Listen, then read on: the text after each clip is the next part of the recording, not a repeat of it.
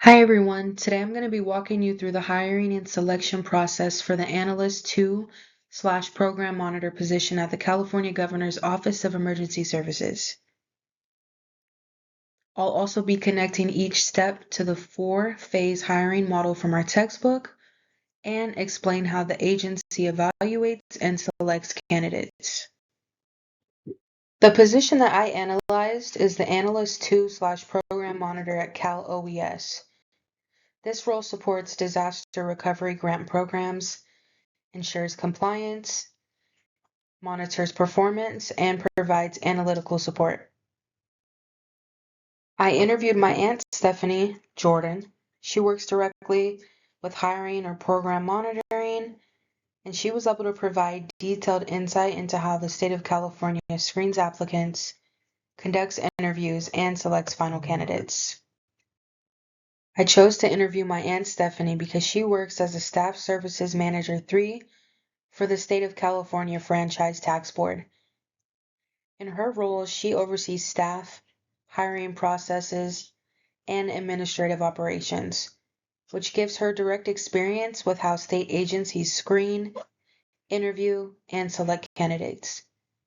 Her background made her an ideal person to help me understand how the 4-phase hiring model applies in real state government settings. In Phase 1 of the hiring process, Cal OES screens applicants to determine who meets the minimum qualifications.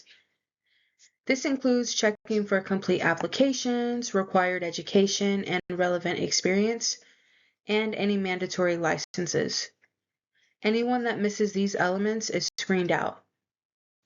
In Phase 2 of the hiring process, Cal OES ranks candidates based on their submitted materials. They look closely at resumes, statements of qualifications, letters of recommendation, and any relevant testing or work samples. The strongest candidates move forward to interviews. The interview process incorporates several elements: experience, biodata, which includes work history, education, achievements, letters of recommendation, and sometimes testing, which would include analytical tasks, writing samples. The statement of qualifications is especially important because it demonstrates analytical ability as well as communication skills. Cal OES uses several of the textbook's 10 considerations for interviews, including job-related questions, consistency across candidates, and evaluating communication and problem-solving skills.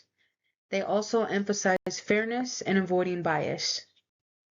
The agency primarily uses structured interviews. This means that all candidates are asked the same questions and evaluated using a scoring rubric. Structured interviews help maintain fairness and reduce any bias. In Phase 3 of the hiring process, Cal OES is selecting the top candidate, thereby using measures of comparing interview scores, reviewing their statements of qualifications, and they're evaluating their overall fit for any analytical and compliance-heavy duties. Reference checks help confirm past performance and professionalism. Once the top candidate is identified, Cal OES then will extend an offer. Salary is typically fixed at the minimum of the range for new state employees. They also discuss start dates and onboarding, while keeping backup candidates in case the offer is declined.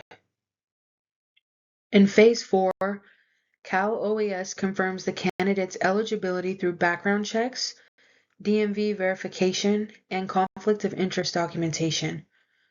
New hires also complete a probationary period where performance is closely monitored. After hiring, the agency then provides onboarding and training. Employees must be prepared for emergency activations, which may require irregular hours or travel. Telework is limited during emergencies, and employees must comply with state employment rules. In conclusion, Cal OES follows a structured and thorough hiring process that aligns closely with the 4-phase model from our textbook.